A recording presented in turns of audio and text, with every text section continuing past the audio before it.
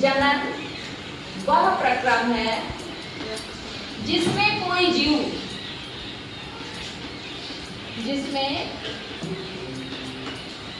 जीव अपने समान ही संतान की उत्पत्ति करता है।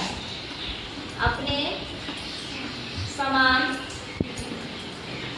संतान या संतति की उत्पत्ति करता है, उसे ही जनन कहते हैं।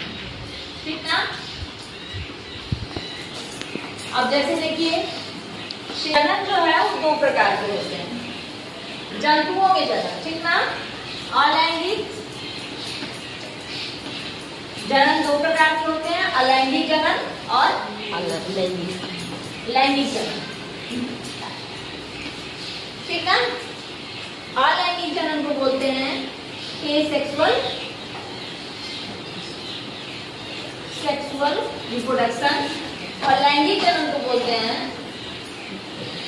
Sexual reproduction. आगे बात समझ में।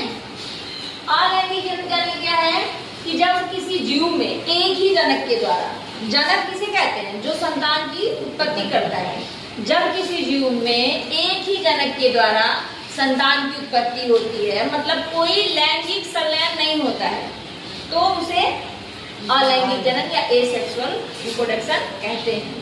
क्या बोलेंगे कि जब किसी जीव में एक जनक के द्वारा संतान की उत्पत्ति होती है तो उसे अलैंगिक जनन कहते हैं। ठीक ना। उसके बाद दूसरा है लैंगिक जनन। लैंगिक जनन क्या है?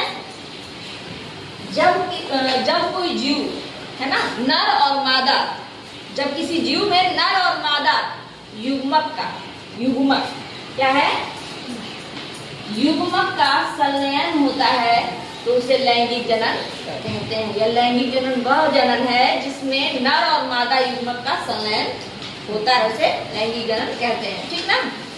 तो अब देखिए अलैंगिक जनन को जानते हैं। अलैंगिक जनन कितने प्रकार के होते हैं? अलैंगिक जनन 5 प्रकार के होंगे। मुकुलन या बडिंग, दूसरा द्विखंडन, तीसरा है बहुखंडन,